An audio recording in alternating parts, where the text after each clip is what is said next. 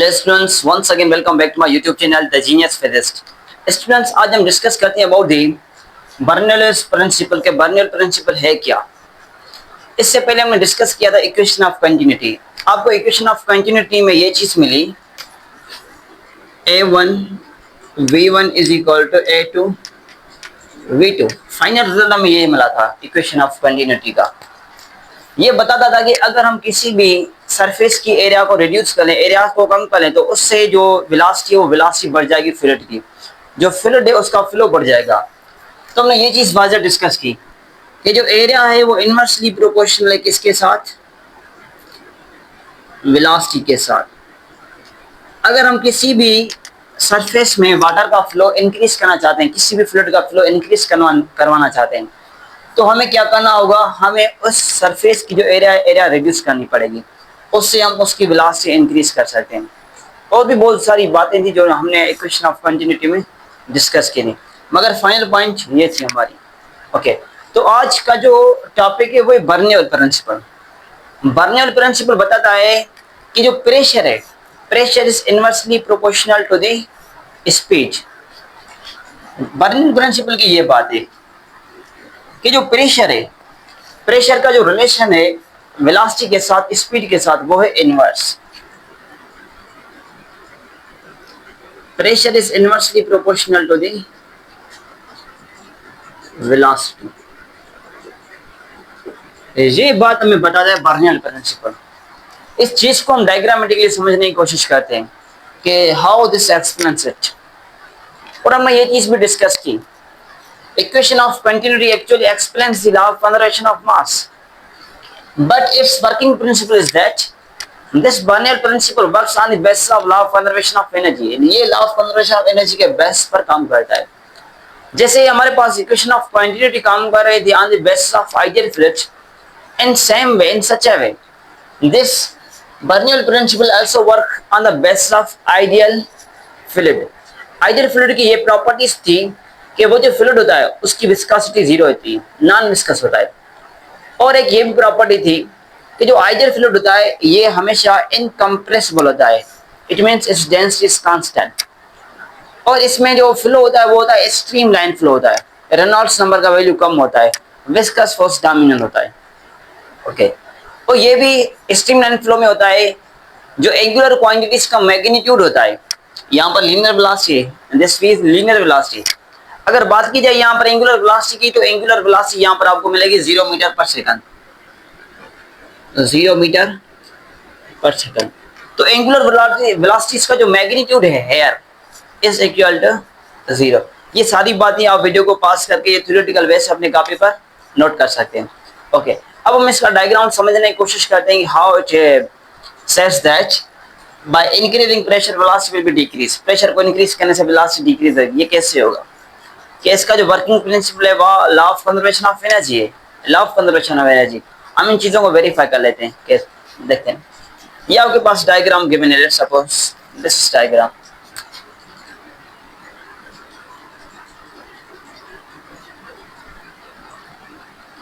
ये आपके पास एक डायग्राम गिवन है,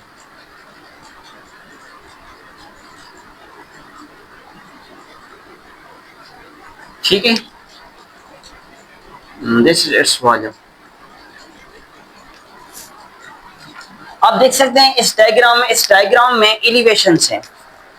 जो सरफेस है वो स्मूथ नहीं है, उसमें थोड़े से अप्स डाउन्स हैं, एलिवेशंस हैं इसमें, ठीक है। ये इसकी एरिया 1 है, वॉल्यूम 1 है। ओके, ये इसकी एरिया क्या है, सपोज कर एरिया 2 है, या मैं इधर ही बना लेता हूँ दिस एरिया। तो ये इसकी एरिया भाई 2 है, और यहाँ से जो वेलोसिटी होगी, यहाँ जो वॉल्यूम है, वॉल्यूम क्या है, वो वॉल्यूम 2 है। ओके, ये इसमें जो फ्लो हो रहा है वो स्ट्रीम लाइन फ्लो है, this is a stream line flow.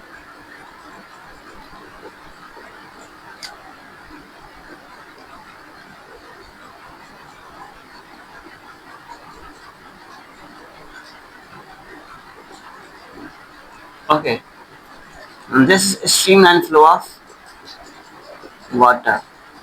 या फ्लूइड, ठीक है भाई। ये जो फ्लो है वो है स्ट्रीमलाइन फ्लो है। यहाँ पर जो वॉल्यूम है ये वॉल्यूम ज्यादा है, यहाँ पर वॉल्यूम कम है। यहाँ पर एरिया ज्यादा है, यहाँ पर एरिया क्या है, कम है। It means we will say that here it is clear from diagram area 2 is less than area 1। Same way जो वॉल्यूम है V1, this volume V1 is greater to volume V2।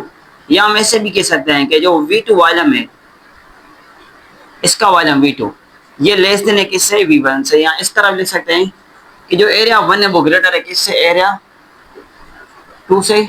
Same way से जो volume 1 है वो volume 1 greater है किससे, volume 2 से।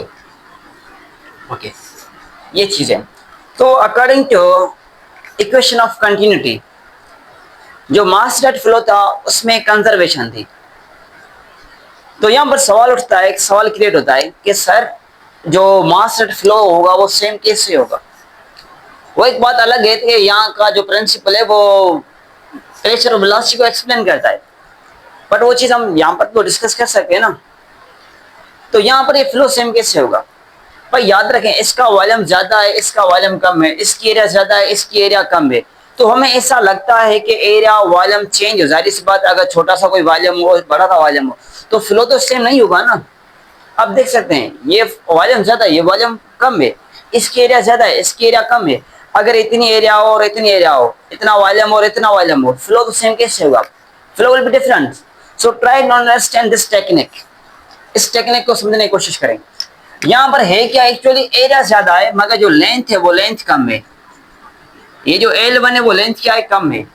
यहाँ पर लेंथ ज्यादा है और जो वॉल्यूम है वो वॉल्यूम कम है। यहाँ पर क्या है, लेंथ ज्यादा। आपको पता है वॉल्यूम किसके बराबर होता है, वॉल्यूम बराबर होता है एरिया इंटू लेंथ। अगर एक जगह पर ये ज्यादा है तो ये कम है, इस जगह पर क्या है ये L ज्यादा है तो एरिया क्या है, कम है। तो दोनों केसेस में वैल्यू क्या आएंगे, सेम आएंगे। सपोज करें इस जगह पर एरिया ज्यादा है तो मान लेते 2, लेंथ 1 मीटर है तो वॉल्यूम इसका आएगा 2 मीटर क्यूब, वॉल्यूम आएगा इसका भाई 2 मीटर क्यूब। यहाँ पर हम आते हैं, हम कहते हैं यहाँ पर जो एरिया है, एरिया है 1 मीटर स्क्वायर, एरिया क्या है 1 मीटर स्क्वायर है, और जो लेंथ है वो है 2 मीटर। आप अगर इसका वॉल्यूम मालूम करना चाहें, एरिया इंटू लेंथ करें वॉल्यूम, तो आप देख सकते हैं एरिया क्या है आपके पास, एरिया है इसकी 1 और जो लेंथ क्या है वो है 2। रिमेनिंग जो वॉल्यूम आता है वो क्या आता है, 2 मीटर क्यूब आता है। मतलब ये सिचुएशंस हैं कि किसी जगह पर वॉल्यूम ज्यादा है तो लेंथ कम है, इस जगह पर लेंथ ज्यादा है तो वॉल्यूम कम है। तो इस केस में यहाँ पर कंजर्वेशन होती है फ्लो की, इस वे से कंजर्वेशन होती है फ्लो की कि on the basis of this point we say that in the equation of continuity rate of flow of mass is constant या mass rate flow is constant through volume 1 and volume 2 और area 1 and area 2। इन चीजों के base पर हम कहते हैं कि यहाँ पर कंजर्वेशन है। वैसे तो वॉल्यूम बड़ा छोटा तो कंजर्वेशन तो पॉसिबल नहीं है, but according to this situation, these conditions we can say there is the conservation of mass rate flow। okay, तो ये चीजें तो सेम में थे। हमने ये चीज भी पढ़ी कि जितनी एरिया ज्यादा होगी उतनी वेलोसिटी कम होगी, जितनी एरिया ज्यादा होगी उतनी वेलोसिटी कम होगी। सपोज करें इसकी जो वेलोसिटी है वो है v1 वेलोसिटी, इसकी जो वेलोसिटी है वो है v2 वेलोसिटी। तो यहाँ से क्लियर है कि इसकी एरिया ज्यादा है according to equation of continuity, area यहाँ पर ज्यादा है तो स्पीड क्या होगी, स्पीड कम होगी। तो हम कह सकते हैं कि जो v1 है वो लेस देन है किससे, v2 से। इसका मतलब वो v2 ग्रेटर है किससे, v1 से। y ग्रेटर है बिकॉज जो एरिया 1 है वो लेस देन ग्रेटर है एरिया 2 से, और जो एरिया 2 है वो लेस देन है किससे, एरिया 1 से। तो जितनी एरिया छोटी होगी उतनी वेलोसिटी ज्यादा होगी। यही तो हमें प्रिंसिपल बताता है इक्वेशन ऑफ कंटिन्यूटी वाला। ओके, तो ये चीज है। तो मैंने यहाँ पर ये ऑब्जर्व की चीज कि इसकी वेलोसिटी कम होगी, इसकी वेलोसिटी ज्यादा होगी, इसकी एरिया ज्यादा है, इसकी एरिया कम है। तो हमें बर्नौली प्रिंसिपल ये बताता है कि here pressure and velocity are inversely proportional to each other. यहाँ पर जो प्रेशर है और वेलोसिटी है इनका आपस में जो रिलेशन है वो क्या है, इनवर्स है। By increasing the pressure its velocity will be decrease. Then how, देखें जाहिर सी बात है ये जो फ्लो इधर आ रहा है वाटर का है या कोई लिक्विड है नॉन विस्कस लिक्विड है जिसका ये फ्लो है, तो इसको हम प्रेशर प्रोवाइड करेंगे ना ताकि वो किसी हाइट पर जाए, इस हाइट पर जाए। ये तो हाइट एच है, मान लेते हैं ये ग्राउंड है, इसको अज्यूम कर लेते हैं दिस इट्स ग्राउंड, ये इनका क्या है, ग्राउंड है। दिस हाइट 1 h1, ये हाइट भाई h1 है, और ये जो हाइट है, ये हाइट क्या है हमारे पास, ये हाइट है h2। अच्छा याद रखें हमेशा आप जो हाइट लेते हैं वो हाइट लेंगे on the base of its centre of mass, जिस जगह पर इसका सेंटर ऑफ मास लोकेट करेगा, लाई करेगा, एग्जिस्ट करेगा, on the base of that you have to take in its height. आप उसके रेफरेंस में सही हाइट आप इसकी लेंगे। ये ग्राउंड है, ग्राउंड के रेफरेंस में इसकी ये हाइट h1 है और इसकी हाइट क्या है, h2 है। ओके, तो हाइट h2 ज्यादा है किससे, हाइट h1 से। ये भी मैं चीज वाज़ा कर लेता हूँ, h2 is maximum then that of h1। जो हाइट h2 है वो ज्यादा किससे, h1 से ज्यादा है। अब ये देखते हैं, ये बात समझते हैं जो हमें बर्नौली प्रिंसिपल बताता है कि bye increasing the pressure velocity will be decrease. Pressure को इंक्रीज करने से वेलोसिटी क्या होगी, डिक्रीज होगी। अब इस डायग्राम में फोकस करें। ये जितना फ्लूइड फ्लो करता है, नॉन विस्कस फ्लूइड जितना फ्लो करेगा, इनकम्प्रेसिबल फ्लूइड जितना फ्लो करेगा, तो इसके फ्लो के लिए लाजमी है कि इसके पीछे कोई सोर्स हो जो इसको पुशअप करे, इसके पीछे कोई सोर्स हो जो इसको पुश करे ताकि ये वाटर मॉलिक्यूल्स आगे जाएं। जैसे ये वाटर मॉलिक्यूल्स आगे जाएंगे, आप प्रेशर बढ़ाएंगे, तो यहाँ से जो पहले वाटर मॉलिक्यूल आगे जा चुके हैं, ये वाटर मॉलिक्यूल क्या करेंगे, इसको बैकअप पर पुशअप करेंगे, इसको बैकअप पर पुशअप करेंगे। आपने ये चीज देखी भी होगी, ऑब्जर्व भी की होगी कि जब हम ज्यादा बिल्कुल पानी दे देते हैं तो पानी क्या करता है, पानी बैकअप में आ जाता है, फिर स्लोली स्लोली आगे चला जाता है। ऐसा आपने ये चीज ऑब्जर्व की होगी कई जगहों पर। जो स्पेशली देहात के लोग हैं वो तो ये चीज समझते होंगे कि जैसे हम ज्यादा प्रेशर प्रोवाइड करेंगे, तो ज्यादा प्रेशर देने से, पानी देने से क्या होगा, पानी थोड़ा बैकअप में आएगा, फिर स्लोली स्लोली यूनिफॉर्मली चला जाएगा। तो इसका मतलब ये हुआ कि प्रेशर बढ़ाने से वेलोसिटी क्या होती है, वेलोसिटी में अपोजिशन होती है, वेलोसिटी इसकी रिड्यूस होगी, वेलोसिटी डिक्रीज होगी। तो जो पहले मॉलिक्यूल्स आगे जा चुके हैं ये इसकी वेलोसिटी को रिड्यूस करेंगे प्रेशर इंक्रीज करने से। जैसे आप प्रेशर को इंक्रीज करने से करेंगे, जो मॉलिक्यूल्स आगे जा चुके हैं ये मॉलिक्यूल्स क्या करेंगे, इस वाटर मॉलिक्यूल्स को बैकअप पर पुश करेंगे। इसका मतलब ये हुआ कि अगर आप यहाँ से प्रेशर बढ़ाते हैं तो यहाँ से जो वाटर मॉलिक्यूल्स हैं इसकी वेलोसिटी को रिड्यूस करने की कोशिश करते हैं। तो यही तो कहता है प्रिंसिपल, बर्नौली प्रिंसिपल यही तो कहता है कि bye increasing the pressure velocity will be decrease. Pressure को इंक्रीज करने से वेलोसिटी क्या होती है, डिक्रीज होती है। ओके, और ये हमें बताता है law of conservation of energy के हवाले से कि ये जो काम करता है, this works on the basis of law of conservation of energy. ये law of conservation of energy के बेसिस पर काम करता है, law of conservation of energy. ये भी आपको चीज वाज़ेह हो, चाहे वॉल्यूम कम है, वॉल्यूम ज्यादा है, या एरिया कम है, एरिया ज्यादा है, दोनों केसेस में जो वाटर की डेंसिटी है वो डेंसिटी कांस्टेंट रहेगी, क्योंकि यहाँ पर जो फ्लूइड लिया गया है वो है इनकम्प्रेसिबल, जिसको हम कंप्रेस नहीं कर सकते। That fluid is actually incompressible which can not be compressed, that fluid is taken here. Okay, तो डेंसिटी इसकी ρ1 इधर भी सेम होगी, इधर भी सेम होगी, ठीक है। और वाटर मॉलिक्यूल्स इस जगह पर जो काइनेटिक एनर्जी होगी वो क्या होगी, लो होगी, ज्यादा होगी। यहाँ पर वेलोसिटी क्या है, कम है, वेलोसिटी क्या है, कम है। तो वेलोसिटी कम होने की वजह से इसकी काइनेटिक एनर्जी यहाँ पर क्या होगी, काइनेटिक एनर्जी यहाँ पर इसकी लो होगी। ये काइनेटिक एनर्जी मान लेते हैं, और यहाँ पर जो काइनेटिक एनर्जी है वो क्या होगी, मॉलिक्यूल्स की, वो काइनेटिक एनर्जी यहाँ पर ज्यादा होगी।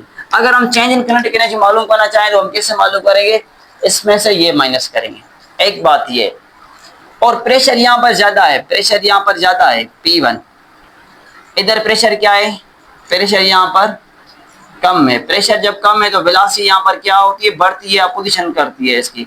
तो प्रेशर बढ़ाने से वेलोसिटी क्या होती है, कम होती है, ठीक है। तो इस जगह पर प्रेशर कम होगा तो वेलोसिटी ज्यादा होगी, ठीक है। ये बात क्लियर हुई। तो अब हम कहते हैं कि ये जो प्रिंसिपल है, जो बर्नौली प्रिंसिपल है, ये एक्सप्लेन करता है law of conservation of energy को। वो कैसे, अब हम इसको वेरीफाई करने की कोशिश कर लेते हैं। आपको पता है आपने यहां से वर्क किया, वर्क 1, यहाँ पर जो वर्क होता है या पोजीशन में वर्क होता है ना, इधर वर्क 2, ये वाटर मॉलिक्यूल्स इसके अपोजिशन में वर्क करते हैं, ये वर्क 1 है और ये वर्क 2 है। ओके, जो आपका टोटल वर्क है, जो भी वर्क में चेंज है वो जो वर्क होगा वो कन्वर्ट होगा किसमें, काइनेटिक एनर्जी प्लस में पोटेंशियल एनर्जी में। इस जगह पर इसकी काइनेटिक एनर्जी क्या है, कम है, क्योंकि वेलोसिटी कम है। यहाँ पर अगर वेलोसिटी ज्यादा हो जाती है, वेलोसिटी बढ़ जाती है तो काइनेटिक एनर्जी बढ़ जाएगी। और दूसरी पॉइंट ये हमने लिया है विथ रेफरेंस ऑफ ग्राउंड, तो ग्राउंड के रेफरेंस में से ये जो वाटर मॉलिक्यूल्स हैं सर्टेन हाइट पर हैं, हाइट इनकी मैक्सिमम है। जब ये सर्टेन हाइट पर पोजीशन करेंगे अपनी, तो उस केस में इसकी पोटेंशियल एनर्जी क्या होगी, ज्यादा होगी। आपको पता है कि पोटेंशियल एनर्जी बराबर होती है mgh।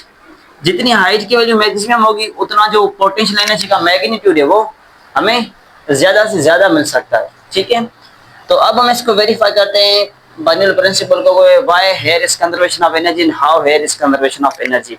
ओके, आप ये नोट कर लें। अब हम डिस्कस कर लेते हैं इसकी कंजर्वेशन ऑफ एनर्जी के हवाले से।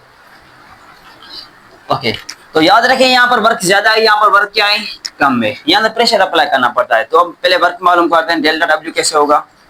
अब ये देखें, delta W is equal to work minus में वर्क 2। आपने एक चीज पढ़ी है, pressure is equals force upon में area. Pressure is equal to force per unit area. और अगर मैं फोर्स को मालूम करना चाहूँ तो फोर्स क्या हो जाएगा, प्रेशर इनटू एरिया। एक ये चीज आपको ज़हन में होनी चाहिए। ठीक है, तो हम लिख सकते हैं। और आपने ये चीज पढ़ी है, work is equal force into displacement. यहाँ का जो डिस्टेंस है वो डेल्टा x1 है और यहाँ का जो डिस्टेंस है वो डेल्टा x2 है। F1 डेल्टा x1 माइनस में F2 डेल्टा x2। तो यहाँ का जो फोर्स है वो फोर्स ग्रेटर है, F1 is greater than that of F2। ये फोर्स ज्यादा, ये फोर्स कम है। यहाँ पर वर्क ज्यादा, यहाँ पर वर्क क्या है, कम है। तो तभी हमने वर्क माइनस वर्क 2 किया है। F1 डेल्टा x1 माइनस में F2 डेल्टा x2। आपको पता है जो फोर्स था वो किसके बराबर होता है, प्रेशर इनटू एरिया के बराबर होता है, प्रेशर इनटू एरिया। ठीक है, तो हम लिख सकते हैं pressure P1 area A1 into delta x1 minus में F2। F2 क्या है, वो क्या हो जाएगा, ये P1 A1, ये हो जाएगा P2 A2 डेल्टा x2। आपको पता है area into distance, area into length या एरिया इनटू x है, that will become equal to volume. वो वॉल्यूम के बराबर होगा। यहाँ पर इनके डिस्टेंस में चेंज है, एरिया में चेंज है, तो here will be change in volume. इसके वॉल्यूम में क्या आएगी, चेंज आएगी। ठीक है, तो ये देखें डेल्टा डब्ल्यू इक्वल P1, ये हो जाएगा डेल्टा V माइनस में P2 डेल्टा V। अच्छा, डेल्टा V1 डेल्टा V2 यहाँ पर मैं नहीं लिखूंगा, राइट ऑन रेजिस्टेंट। यहाँ पर हम डेल्टा V1 डेल्टा V2 नहीं लिखेंगे। मैंने आपको ये चीज बताई कि भाई इस जगह पर, इस डायग्राम में इस जगह पर वॉल्यूम ज्यादा है, लेंथ कम है। इस जगह पर क्या है, लेंथ ज्यादा है, वॉल्यूम कम है। तो इस जगह पर वॉल्यूम ज्यादा है, एरिया ज्यादा है, यहाँ पर लेंथ कम है। मैंने मान लिया कि यहाँ की जो एरिया है वो 2 है, लेंथ 1 है। यहाँ पर की जो लेंथ है वो 2 है, एरिया 1 है, अपोजिट में लेते हैं। तो यहाँ पर 1 मल्टीप्लाई 2 करें या 2 मल्टीप्लाई 1 करें, दोनों केसेस में जवाब क्या आता है, सेम आता है। तो यहाँ पर हमने इसको बैलेंस करने के लिए, इस कंजर्वेशन को सेटिस्फाई करने के लिए, वेरीफाई करने के लिए, यहाँ पर अगर हमने एरिया ज्यादा ली है, वॉल्यूम ज्यादा लिया है, तो लेंथ हमने कम ली है। यहाँ पर हमने अगर वॉल्यूम कम लिया है तो लेंथ ज्यादा ली है, ताकि कंजर्वेशन हो जाए। सो that's why in both cases अगर टोटल वॉल्यूम की बात की जाए तो वॉल्यूम क्या रहेगा, सेम रहेगा। यहाँ की एरिया ज्यादा, लेंथ कम, यहाँ की लेंथ ज्यादा, एरिया कम, result are same. Okay, so that's why here there is no delta V1 और delta V2, वॉल्यूम की जो चेंज है वो सेम है। तभी तो क्वेश्चन ऑफ कंटिन्यूटी कहते हैं ना, mass rate flow through both area A1 and area 2 are both volume V1 and V2 is same. Okay, let's suppose मैं इसको इस तरह लिख सकता हूँ, delta W equal P1 minus में P2। अब मैं डेल्टा V को कॉमन लेता हूँ। Now delta V is taken as a common. हमने डेल्टा V को कॉमन ले लिया। अब हम इसकी निकालते हैं काइनेटिक एनर्जी की। काइनेटिक एनर्जी में तब्दीली क्या आती है, वेरी इजी है। देखें, आपको पता है कि चेंज इन काइनेटिक एनर्जी किसके बराबर होगी, काइनेटिक एनर्जी 2 माइनस में काइनेटिक एनर्जी 1। यहाँ पर वर्क माइनस वर्क 2 है, यहाँ पर क्या है, काइनेटिक एनर्जी 2 माइनस 1 है। क्योंकि यहाँ पर काइनेटिक एनर्जी ज्यादा है, एरिया कम है, वेलोसिटी ज्यादा है, वेलोसिटी ज्यादा मतलब काइनेटिक एनर्जी ज्यादा, यहाँ पर वॉल्यूम ज्यादा है, वेलोसिटी कम है, मतलब काइनेटिक एनर्जी कम। तो काइनेटिक एनर्जी 2 से माइनस करेंगे काइनेटिक एनर्जी 1। ओके, आपको पता है कि जो काइनेटिक एनर्जी है ये बराबर होती है 1/2 mv स्क्वायर के, mv1 स्क्वायर माइनस में 1/2 mv2 स्क्वायर। मास सेम रखते हैं क्योंकि डेंसिटी यहाँ पर सेम है। ठीक है, ये चीज क्लियर हुई। और दूसरी पॉइंट मोस्ट इंपोर्टेंट पॉइंट है, आपने ये चीज भी पढ़ी है, density is equal mass per unit volume. जिस जगह पर मास है वहां लिख सकते हैं mass is equal to density into volume. अगर हम मास मालूम करना चाहें v या डिवाइड कर इधर क्या करेगा multiply, so density into volume is equivalent to mass, ये मास का इक्विवेलेंट है। तो जिस जगह पर मास है ये चीज लिख सकते हैं हम, okay, m into delta v लिखेंगे। So change in kinetic energy is equal to 1/2 rho delta v v1 square,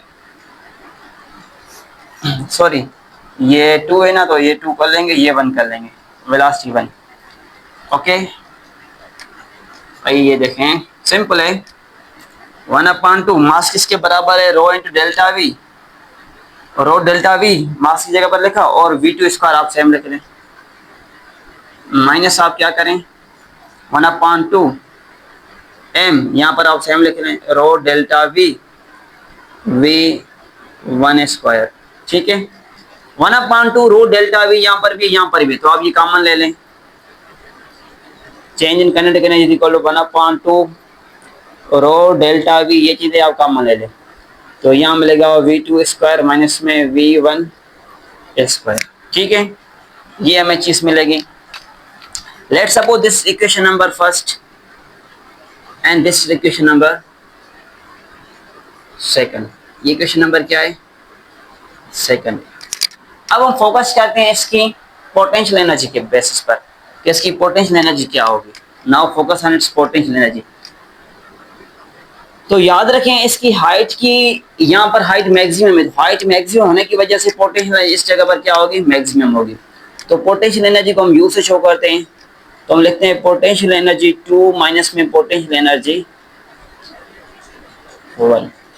अच्छा, आप ये नहीं कहेंगे यहाँ की वेलोसिटी कम है तो यहाँ की पोटेंशियल एनर्जी कम है, नहीं, आप देख सकते हैं जो पोटेंशियल एनर्जी है वो mgh के इक्वल है। ऐसा नहीं है कि यहाँ पर वेलोसिटी कम है इसकी पोटेंशियल एनर्जी तब कम है, इसकी वजह से ये नहीं है, ये चीज नहीं है कि वेलोसिटी कम होने से इसकी पोटेंशियल एनर्जी कम है। इस पाइप की इस एरिया की हाइट कम है as compare to this one, so that's why we say its potential energy minimum and its potential energy maximum as compare to that one, so that's why potential energy 2 minus potential energy 1 कर लेते हैं। ठीक है, otherwise यहाँ पर तो volume कम है, velocity ज्यादा है, काइनेटिक एनर्जी यहाँ पर ज्यादा है। ठीक है, तो आपको पता है पोटेंशियल एनर्जी बराबर होती है mgh के, तो हम लिख सकते हैं mgh2 माइनस में mgh1। ये चीजें हम इस तरह लिख सकते हैं mgh2 माइनस में mgh1। ओके, आपको पता है जिधर m होगा मैं वहां लिख सकता हूँ m is equal to rho delta v, density into change in volume. ठीक है, सेम मिलेगा, ये जो मैं एक बात बताई आपको, rho delta we g H2 minus में रो डेल्टा वी, ये रखा G इंटू H1। आप देख सकते हैं यहाँ पर रो डेल्टा वी जी ये कॉमन है, हम कॉमन ले सकते हैं इसको। Potential energy is equal to rho delta we g common ले लिया, H2 माइनस में हमने ले लिया H1। ठीक है, H2 माइनस में H1 ले लिया। ये इक्वेशन नंबर क्या है, इक्वेशन नंबर 3 है, दिस इज इक्वेशन नंबर 3। अब हमने कहा यहाँ पर कंजर्वेशन होगी, air will be conservation of energy की कंजर्वेशन होगी।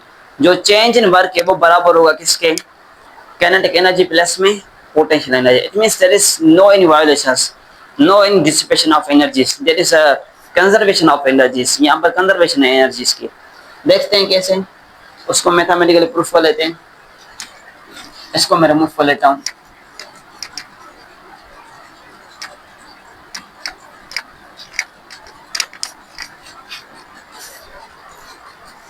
ओके, जो चेंज इन वर्क है वो किसके बराबर है? Kinetic energy, change in kinetic energy plus में पोटेंशियल एनर्जी।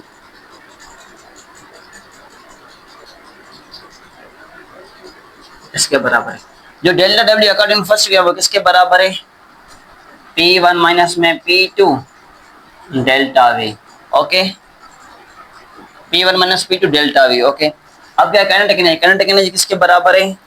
काइनेटिक एनर्जी बराबर है 1/2 rho delta V, 1/2 rho delta V, 1/2 rho delta V, V2 square minus में V1 स्क्वायर।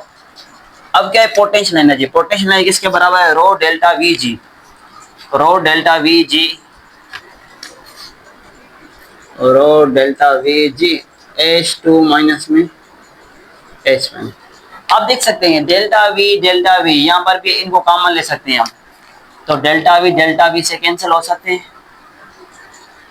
ठीक है, हमें रिमेनिंग क्या मिलेगा? P1 माइनस में P2 is equal to 1/2 rho V2 square minus में 1/2 रो V1 स्क्वायर। अब 1/2 रो को इसके साथ मल्टीप्लाई करें, ठीक है, प्लस में क्या होगा? रो GH2 माइनस में रो GH1। ठीक है, जो माइनस वाले टर्म्स हैं वो इधर शिफ्ट कर ले। P1 हमने सेम रखा, ये क्या है? माइनस का है, प्लस 1/2 रो V1 स्क्वायर।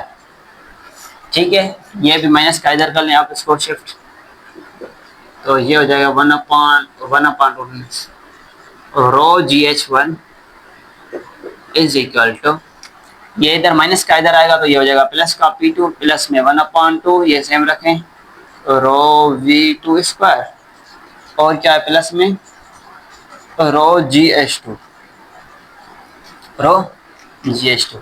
ये देखें यहाँ पर कंजर्वेशन है ना, P1 is equal to P2, 1/2 rho V1 square, 1/2 rho V2 square, rho GH1 is equal to rho GH2। ये कंजर्वेशन को शो करते हैं टर्म्स, इनमें क्या है? कंजर्वेशन है। तो तभी हम कहते हैं कि यहाँ पर जो बार्नूल प्रिंसिपल है ये एक्चुअली एक्सप्लेन करता है कंजर्वेशन ऑफ एनर्जी को। That's why we say this Bernoulli principle is applicable for only just ideal fluid where is a streamline flow, उन्हीं केस में ये वैलिड है। ठीक है, बुक में एप्लीकेशंस गिवन है, हम उन एप्लीकेशंस को इस तरह ले सकते हैं, इस चीज के आप बेसिस पर लें।